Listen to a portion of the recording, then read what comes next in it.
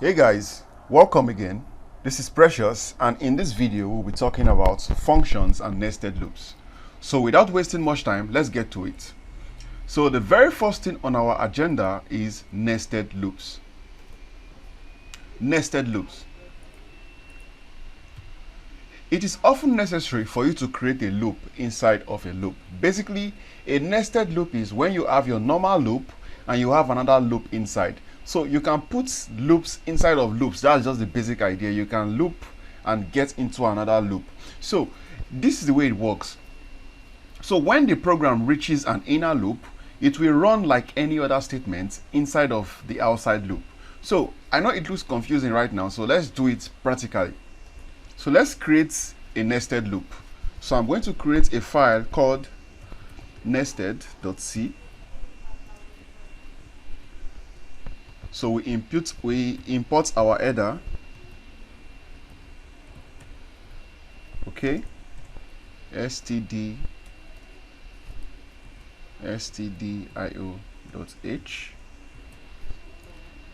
And now that we have our header, let's create our function.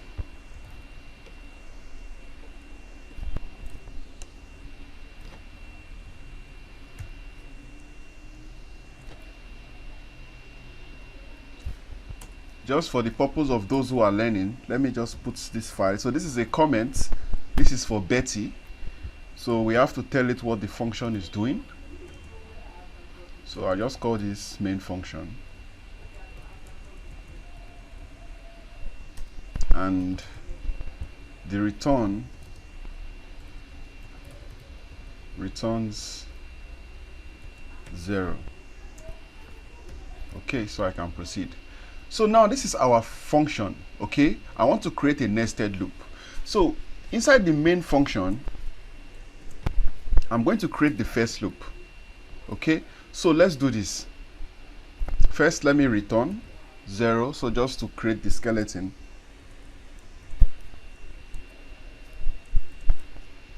Good, so now I can do this. So I'm going to create a for loop, okay? But first, let me declare the variables. So I want to create a loop inside of a loop, a for loop inside of a for loop. So let's declare the variables I and j. I will use both of them. Now the first loop, we go like this. So we have I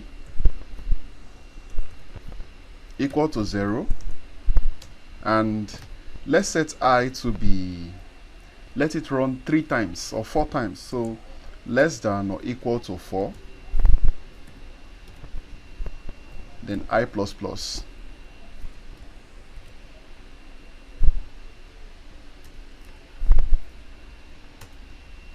Now the first thing we'll do here is let's print f so that we know where we are inside of the loop. So I will do something like print f. This is the starting of outer loop.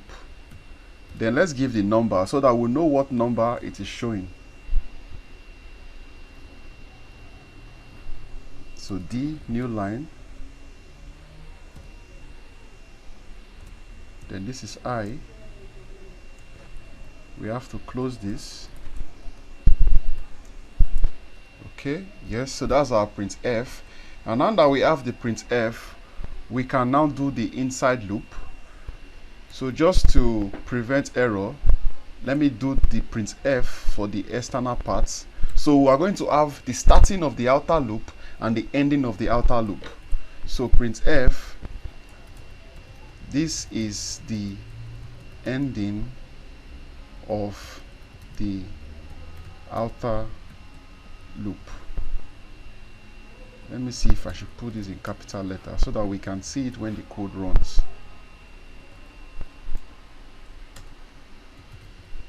Starting and ending, good. So format specifier D. We also want a new line, and we are displaying I.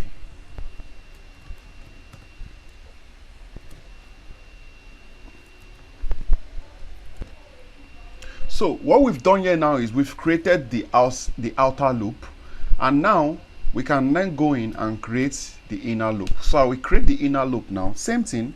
So for j, okay, is equal to 0, then j is less than or equal to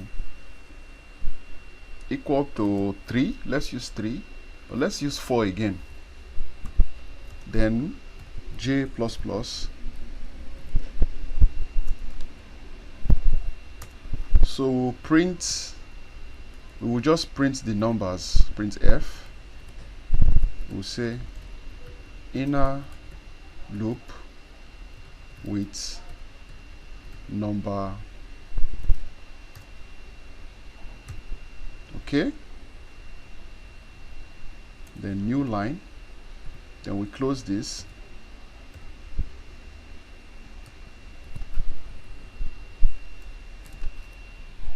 okay.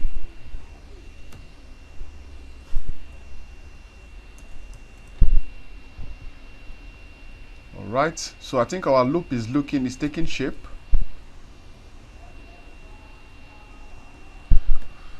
So now the loop is set, but let me explain what we've done here. So what we've done here now is, the first thing we did was we initialized two variables, okay, because of the to loop. So we have integer I and integer j.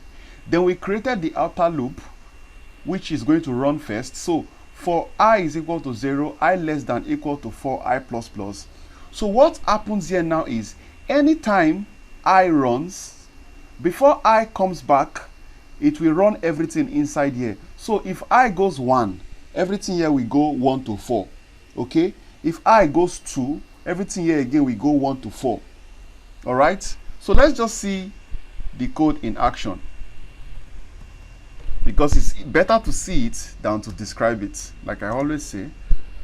So I would save this,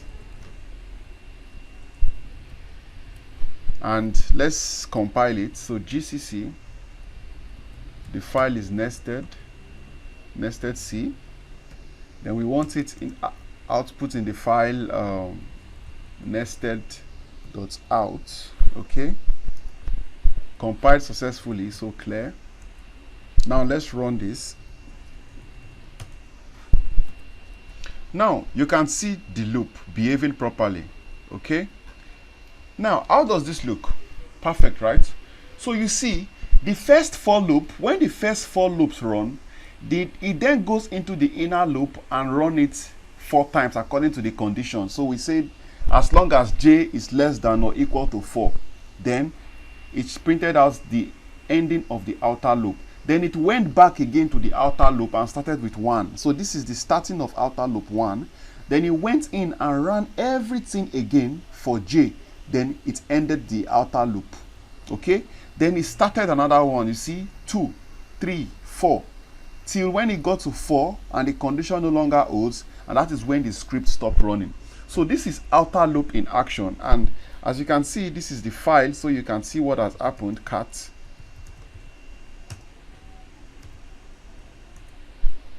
So this is the file, you see.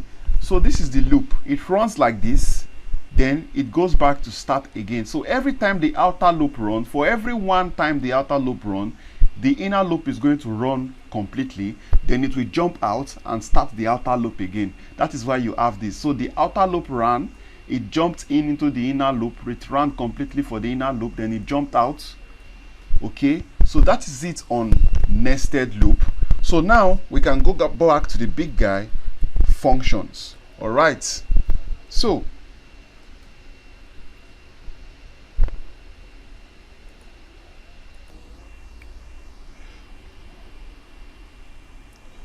functions in C is a group of statements that, when put together, they perform a task. And like you know, every C program has at least one function, which you already know, which is called the main function. And all programs can have additional functions. So there are 2 types of functions in C programming. The first one is the standard library functions, and you know them already. So like printf is a standard library function because it is already defined inside of the stdio file, that is the standard input and output header file. Printf has been declared. That is why we can use it. So it's a function. Take note of these two brackets. Okay, square root, like in math function, okay, it's also a function, but it is already defined inside of C. Now, the kind of functions that we want to create are called the user-defined functions. And how does the user-defined function work? This is how it works. So you start your declaration, then you create the function. So depending on what your function is going to return, you specify the data type. If your function is not going to return anything, you use void. If it's going to return something, you use the needed data type. So for this particular example that we will start with, we are going to use void, so that you understand why we can use void and we use the other data types. Now, how function works. This is how it works. So when you declare a function, okay, when you declare a function, remember we said previously that every program in C starts running with the main function and it ends with the main function. So when your program starts running, it runs in the main function. And when it starts running, it encounters the function call. Immediately it sees the function call, it goes out and do what is inside of that function and returns back inside of the main function again. So instead of doing this, explaining verbally, let's practicalize it. So let's create a file called functions. Or let me just duplicate. No, let me create it from scratch. So let me create a file called function.c.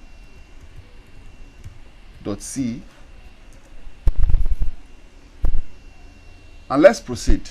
So first thing first, we have to call in our input header. So this header is where the printf function is. If not, we will not be able to use printf, because printf has been declared inside of this function inside of this header file called stdio.h. That is why we can use printf in our script.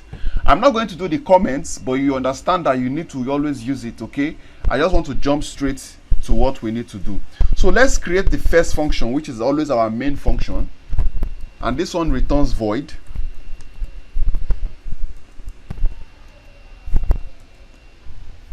Then the return statement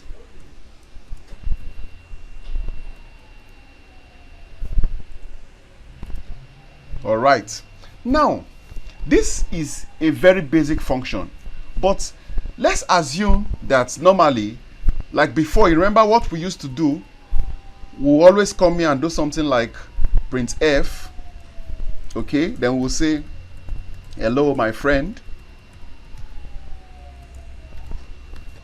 Remember, and if we want to do this, we have to type it repeatedly. Now we don't need to do this anymore. That is the essence of a function. So a function is going to take care of this for us. So let's create that function. Let's call this function greeting, okay? So we will say void. Why void? We are using void because this function is not going to return anything. If assuming it's going to return an integer, we will say integer greeting. Okay, but because it's not returning anything, we'll use void. It's not returning anything like this guy. This one, main is returning an integer value of 0, but void is going to return nothing. So let's call it greeting. So when you are giving your function name, always use names that are very descriptive. If your function is going to greet somebody, call it greeting. And if it's going to do division, you can call it division something, you understand? So your function's name needs to be descriptive. So now for this greeting, this function is going to always greet, it's going to always say hello to you my friend. Okay, so new line.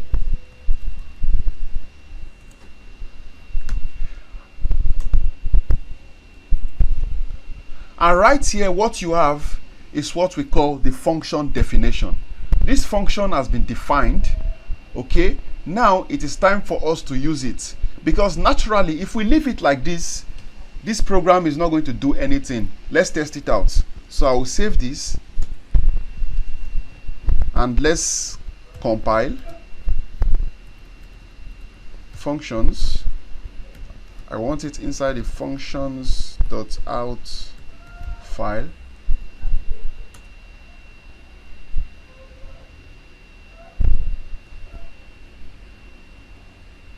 Okay. Oh, sorry, functions.c. So the file has been compiled. Okay. Now let's run it. As you can see, there is no output. The function, the file does nothing. The program does nothing. So let's go back now and call that function. So this is telling you now that if you don't call your function, there will be no results. Okay. So how do you call a function? It's simple. You use the function name. So what is the function name? The name is greeting. And let's run this before I continue with my explanation. So we compile and we run. And as you can see, it says hello to you, my friend. So let's go back to that file. What has happened? This is what has happened. Our function started with main. When this program ran, it started with main function. While it was running, it encountered this greeting. Okay, so when it saw the function called greeting, it went out of this main to look for greeting, and it saw that greeting says it should print hello. That is why it printed hello. Then it came back inside main function and continue. So for us to verify that anytime that the function called goes out and come back, that it still comes back to main, let's do something.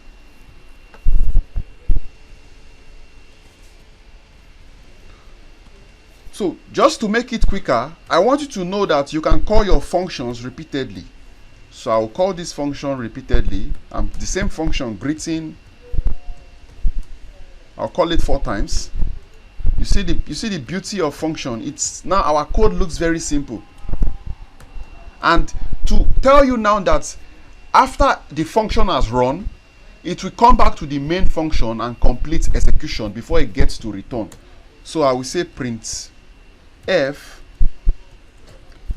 all functions have finished running.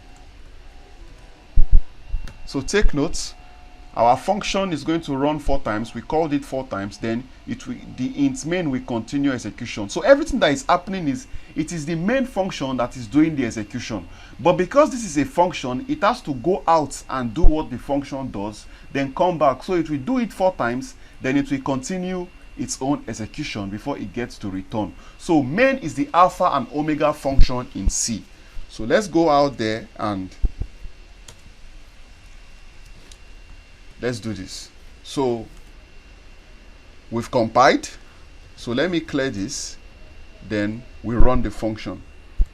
So as you can see, it has acted exactly as we expected it to do.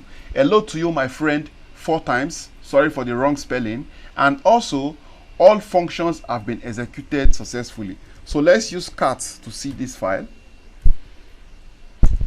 So you see what I was saying. So this is what happened.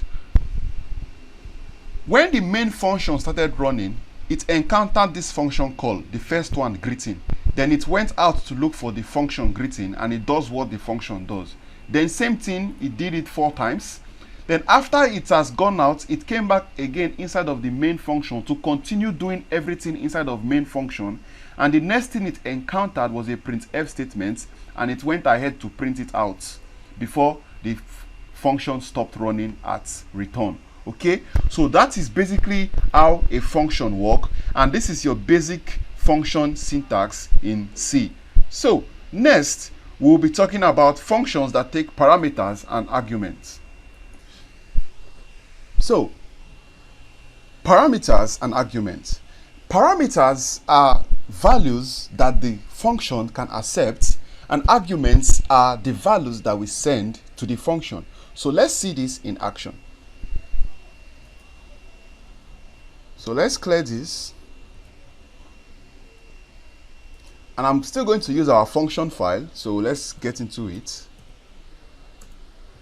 Then I'm going to edit it. So a function can accept parameters.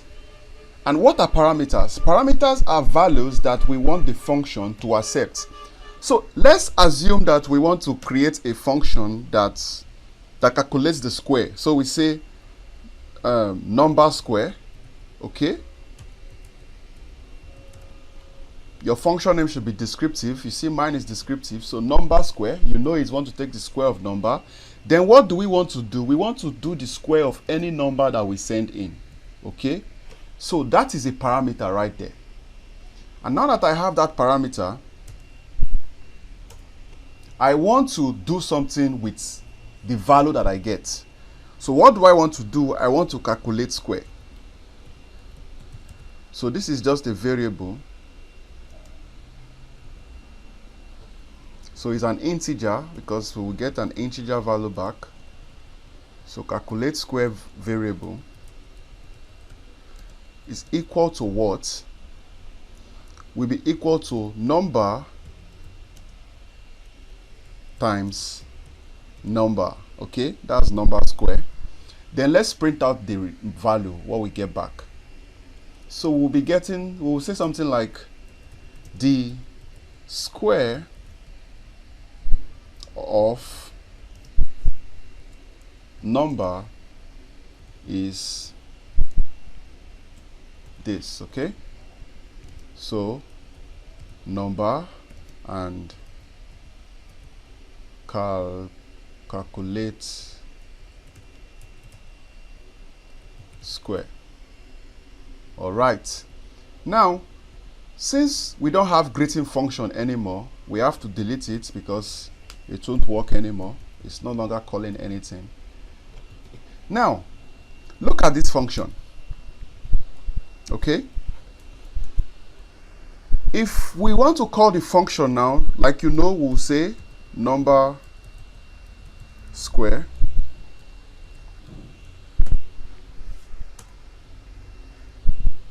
okay. Now guess what will happen if we run this function like this. Personally, I believe you should agree with me that it shouldn't run. And why is that? Because the function is supposed to accept a number, but we are sending nothing. So let's test it out before we do it so that you can see what happens when you don't send in an argument. So let's compile. And as you can see, you already have an error. It says too few arguments to function number square. Okay, because we declared the function, but we are not sending in the parameter. We are not sending in the argument.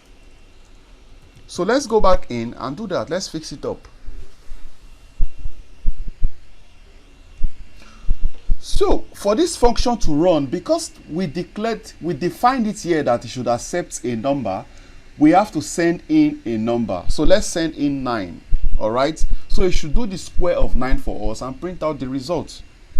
So let's look at the function. So we said the function number square should work on one number, integer number. Then it should calculate the square, that is number times number, and print out the result for us. Then we call the function here. So let's see this in action. Compiled. And let's run it. And as you can see, the square of 9 is 81. Okay, the square of 9 is 81. Our function is working. Now what if you want to send in more than one parameters? The function can accept it. So let's do that. So we can change the function and say number addition, okay, or number add. So let's say we want to add two numbers, and we have to tell the functions that it should accept those two numbers, okay? So we can say the first one should be number 1 and the other one should be integer number 2. So these are two parameters now. So this function is going to collect two parameters. And now we can come in here and change this from square to maybe something like calculate add. And the first one will be number 1 plus number 2. So this is a function that accepts 2 parameters. And we can change this, the printf, and say the sum of or addition of d and, okay, so this one will be number 1 and number 2. So we should have the sum or addition of the 2 numbers, then it should give us our output. But like you know, we are not done. Why? Because our function call here is still accepting just is sending one argument. So we have to complete it and add the other argument. If not, there will be an error. So let's say the new argument is 23. Or let's say 20. So we know it's 29. And there you have it. Now we'll be able to run this function, but let me change the name. Okay. And the new name is number add.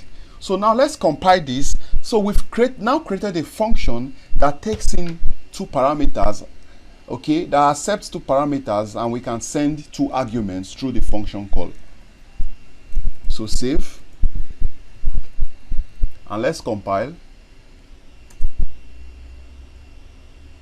Oh, sorry guys. So we changed the name, so we have to reflect that change here. It's no longer calculate square. Instead, it is calculate add, okay, not square. Calculate add. So we'll recompile, done, and let's run it. And as you can see, it says the sum or addition of 9 and 20 is 29. So you see, this is a function. This is the function, and it accepted 2 parameters. It's going to accept 2 parameters, and when we call the function, we did the same thing by sending in 2 arguments of 9 and 20. So you see, there are functions that are void, that accepts no parameter, and now you've been able to create a function that can accept 1 parameter, 2 parameter, and even more than 2 parameter, because it's still the same principle. So let's proceed to the next one. So here we'll be talking about return type. Yes, your functions can return something. Previously, everything we've been doing have been void, but now we can actually create functions that are going to return something that we can use inside of another function. So a function can return a value that you can use in another function, and we are going to check that out right now. So to clarify again, a function can actually return a value to be used in another function. And let's see it. So going back to our previous program, let's open it up.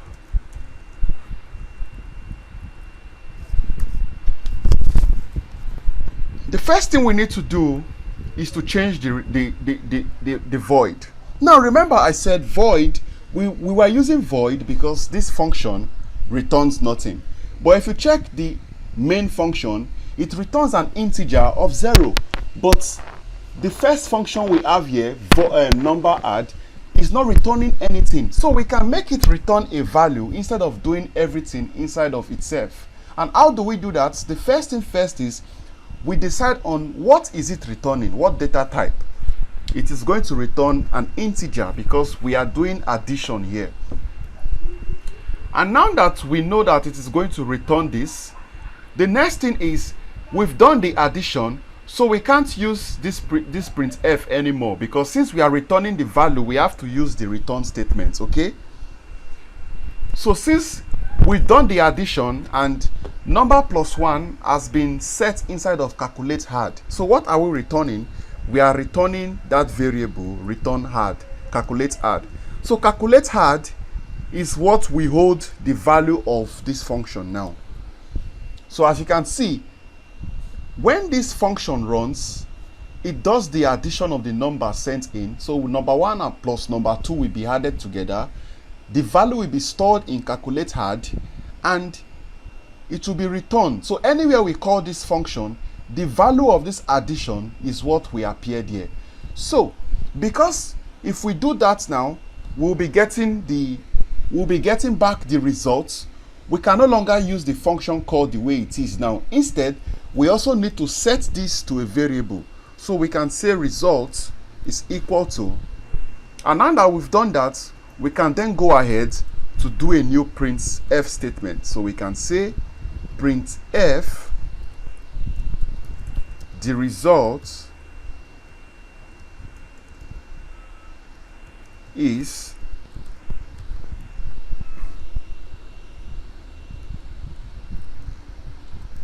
okay. So we are printing out results. So let me explain this again. We just converted our function to one that will return a value. So when this function is called here, immediately it is called, it goes in here with the numbers that with the arguments we set in, they will match the parameters. So 9 will be for number 1, 20 will be for number 2. And when it has done that, it will now do what it is supposed to do. This statement is saying that add number 1 to number 2. Once this addition is done, okay, it will now return, it will set this variable will now hold the value here. So that 29 we are having will be inside calculate hard. Then we are now returning calculate hard. Remember, calculate hard is holding our integer now, which is this data type here. So when we return this, it will now come back inside of this main function, and after running everything here, it will now assign that number, the result of this function, to this integer result. And that is why we can now use the value in this printf statement. So let's check it and see if it works as it is supposed to. So let's compile this. It has been compiled, so clear. And let's run it. And as you can see, it works as it's supposed to work. So, okay, I wanted to do a cat. So cat. So I want you to see what has happened. Again, I want to explain it again. We created another function that adds the sum of two numbers, okay?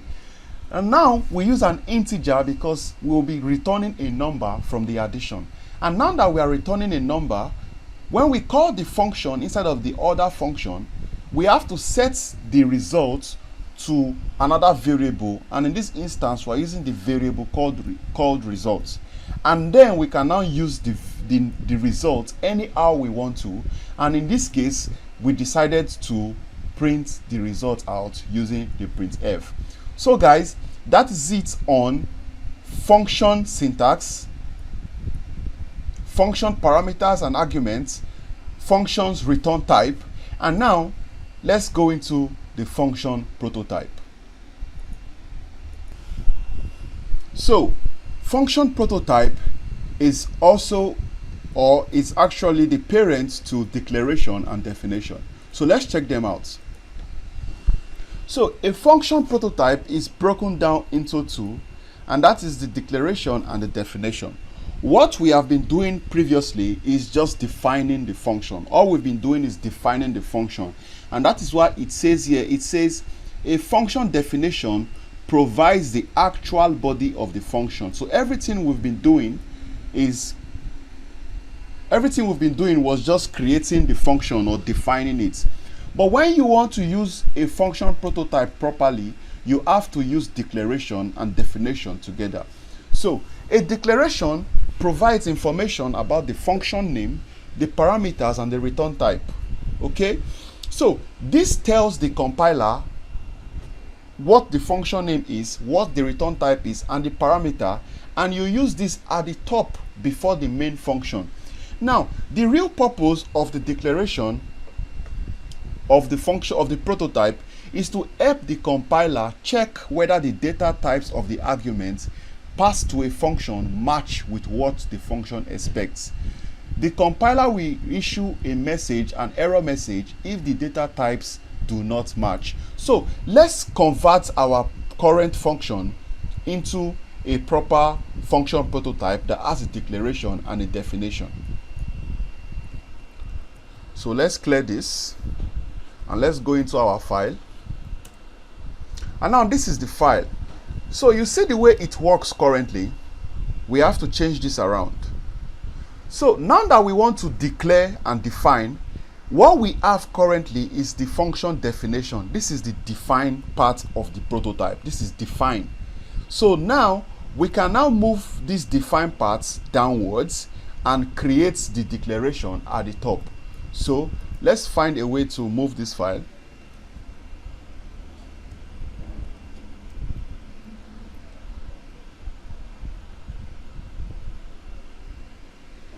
Okay.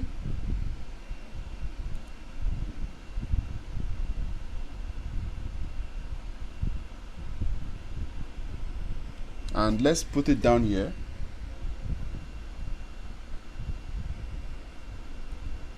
All right. So we have our function at the bottom now. Now the next thing we need to do is to do the declaration. How do you declare the function? It's simple. It's just a function without the body. That is just the declaration. So you will see what I have now. So guys, this is it. This is the declaration of the function. So let me put a comment here so you see it. This is function declaration of function prototype.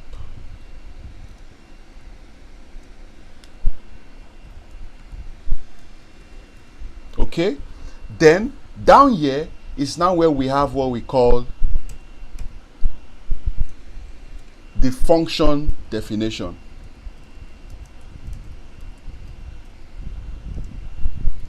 Of function prototype.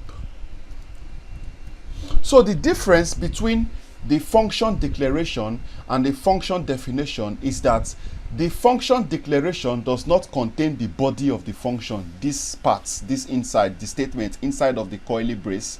It only contains the data type, the function name, and the parameters. Okay, and the function declaration will be at the top before the main function, and the other function can now come after the main function. Previously, without the declaration, you must put this function at the top. Okay, that's the difference. And if we still run this code, it should run as it's supposed to work. So let's exit and let's compile. Okay, compiled successfully, and let's run it. And as you can see, works. So let me open it with cat so that we can look at it side by side. So you can see again, just a recap. First, I declared the function declaration. So if I have more than 2 functions, I have to do the declarations of each of the functions here. Okay, then after declaring the function, I can now start creating the body of the function or defining the function after the main function. So I do function declaration, then I start the function definition just below the main function. All right, so the difference is that function declaration does not contain the body of the function. It only contains the first part, that is the data type, the function name, and the parameters that will go into the function. All right, so that is that on function prototype, which has led us also to discuss about function declaration and function definition. So guys, let's proceed. So the next thing we want to talk about is what we call variable scopes in function. Very important concept. So like you know, variables are containers to store information, and there are 2 types of variables in any C program. The first ones are the local variables, and we also have the global variables. So local variables are those declared inside a function or a block and are called local variables. They can only be used by statements that are inside a function local variables are not known to functions outside of their own. That is, you cannot get the value of local variables from outside. Now, global variables are defined outside the function and usually at the top of the program. Global variable will hold their value through the lifetime of your program, but they cannot be accessed inside of the function defined for the program. Alright? And also, a program may have the same name for local and global variable, but the local variable would always take precedence. Alright? So let's check this out.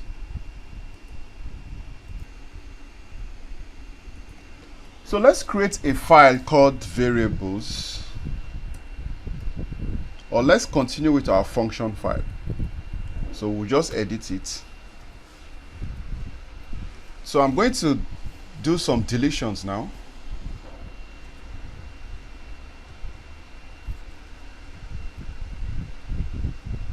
I'll return that. Alright, so let me bring back my int function. Int main void. Okay, so this is an example of a global variable.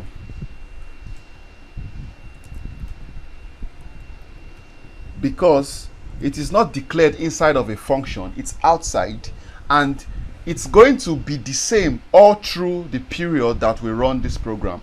So if we say int g is equal to 20, that's a global variable, then a local variable is any variable that we declare inside of a function. Example, the main function. So we are declaring a variable here. Let's call this, let's say, local variable, so we can see the difference.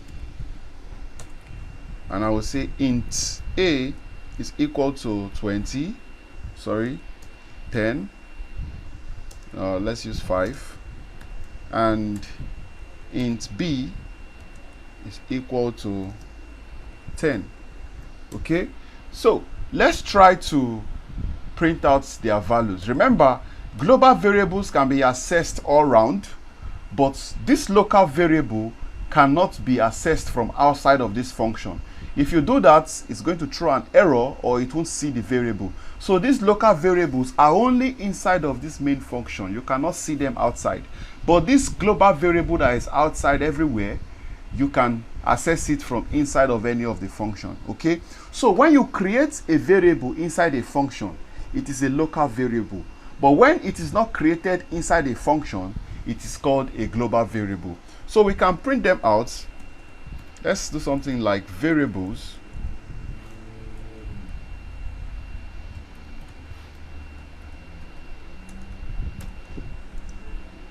Okay, so we say a, so let's do the local variables first. A, b, and g.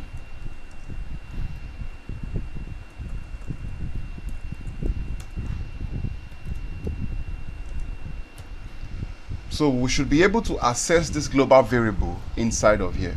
So let's do that.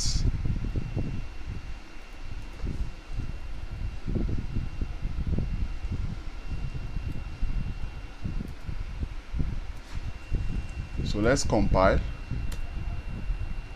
Oh, sorry guys, there's an error.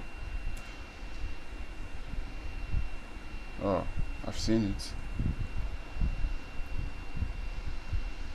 So the error is from the format specifier, which was wrong. Okay, so that's fixed now. Let's go back. Let's recompile again. Compile successful, and let's run. And as you can see, the global variable 20 was actually being accessed inside of the function. As you can see, I did not declare it inside here, but it is outside, but we can access it from outside, from inside of the function. Okay, that's why it's a global variable. But there is another issue. If I redeclare this variable, I can change the, since I've declared this variable, I can change the value inside of this local variable, and it is going to overwrite this global variable. So let's do that. So I already have int g, but if I come in here and do something like this, if I say g is equal to 50, it is going to overwrite what we have from the global variable. Okay, so let's see if that is correct. So compile, clear, and run. And as you can see, let me do a cut again. As you can see, even though we set g from the global variable to be 20, but because we have reassigned the value inside the local variable, it has superseded what we have from the global variable. And also, you cannot access the value of these local variables from outside of these functions. So guys, that is that on variable scope. Okay, variable scopes, and that is that on variable scopes. So we'll move to the next one. So the next thing we'll be talking about is header files. So what are header files?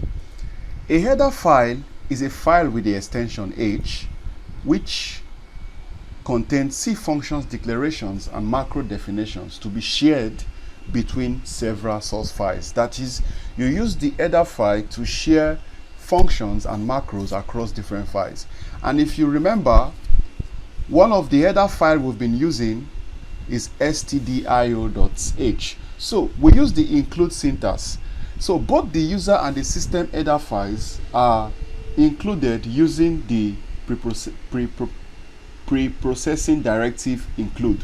So you use the include, then open bracket, file, close bracket. So remember, we used to do include open bracket stdio.h, and this is because the header file, it searches for it in the standard list of directories. But if you want, if you have your own header file that you created in your current directory, then you use the one with the quotes, which we are going to use shortly. Also, once only headers. If a header file happens to be included twice, the compiler will process its content twice and it will result in an error. So it is always important that we use the standard way to prevent this, to enclose the entire content of the file in a conditional. So when you put them in a conditional with the once only headers, then it saves you from having errors in your file. So let's create an header file and let's put it to use quickly.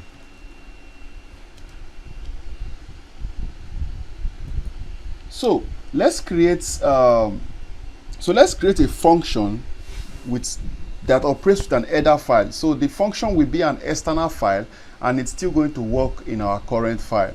So how do we begin? Let's begin with the first file. So let's call this file funky.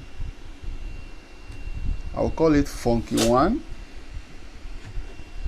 Yes, so let's call it funky1, or let's call it adder or addition. Yes, addition, because this is what we want it to do. So vim addition .c. Then let's put our processor, the first one for standard input, stdio.h. Then the next thing is, let's put the file, the header file that we want to import. We will create it. We've not created it, so take notes. We are going to create this file. So since it's going to be in this directory, we will use quotes. So we want to import an header file called, let's just call this one funky. Okay, so it's called funky, and now we've included two header files. So now we can go to our function. So main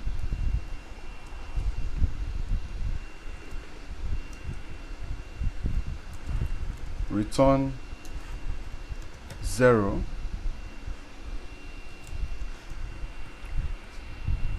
So what we want to do is, we want to assume that we have a function, but it has been created somewhere else. So for us to use the function here, we have to collect the return result. So if it's returning something, we will say int is equal to, result. All right. So the function will be add. We'll call it add where we are going to create it. So add, and let's say we are adding 5 numbers. So let's say 6 and 4. Okay. I'm going to re-explain everything I've done, so it's okay if you cannot follow now. So print f, and we would say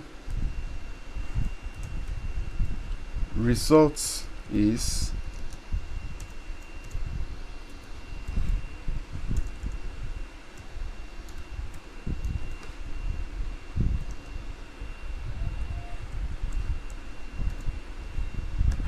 okay. So this is good. Now let's go back and create. So we're going to create a simple file, funky.c. Okay, take note of the files we are creating. This one is going to hold the function. Sorry, so funky.c. So we'll just have our function inside here. So int add, and this function is going to take 2 parameters, int num1, int num2, and this is where we do the processing. So we just return the value, return num1 plus num2. That's all. So you see, this file is going to contain the function, nothing else. So we can save this file. Then now we create the header file. So this will now be funky.h. Okay. And for this one, we have to start with the guide. So this is called guide. We could just copy it. This is called guide. So we need the guide. And the guide says if and def. So if there's a definition already,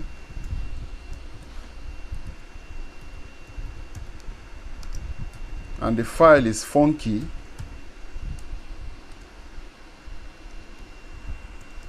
underscore h underscore, take notes, then you define it again,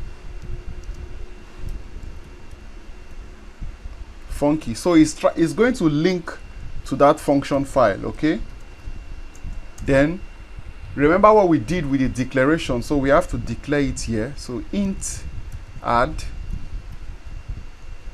int num1.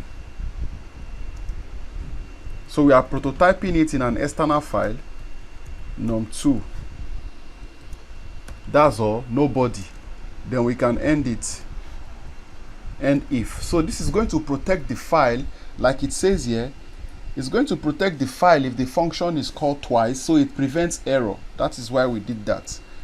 So now that we've done this, our file is set. The next step is for us to save and go compile it. So we have 3 files. The main C file is the addition.c. The funky.c is where our function is hiding, where we kept our function.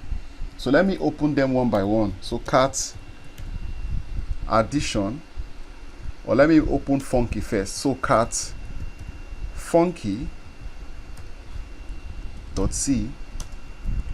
So all we have inside here is just the function, the body of the function. Okay, then after that we created another file called cat funky.h. So this is the header file itself, and this is referring to the funky function, the funky file, and it's going to access the function inside.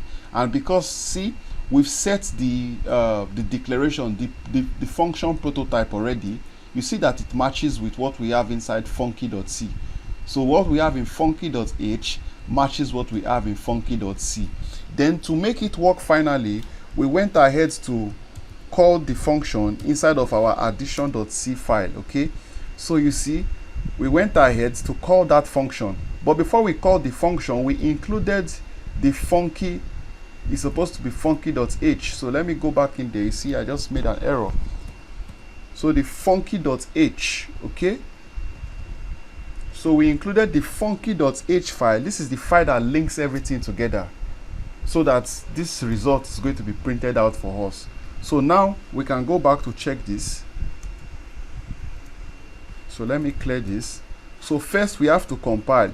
So we compile both files together. The first file is addition, and the function file, the one with funky.c, and let's output it to a file called addition.out.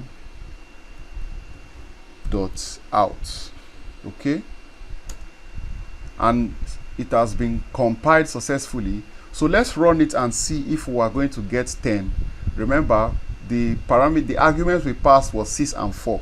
So addition, okay, and as you can see, result is 10. So guys, that is how to use your header files in C. In these videos, or in this video, we've been able to touch on the following. So we touch on nested loops, functions, declarations. So in functions, we talked about the syntax, the parameters and arguments, the return type, the function prototype, which includes the declaration and the definition. Then we've gone on to also discuss about scopes and variables, and also header files and their usage. So guys, I'll see you in the next one. Thank you.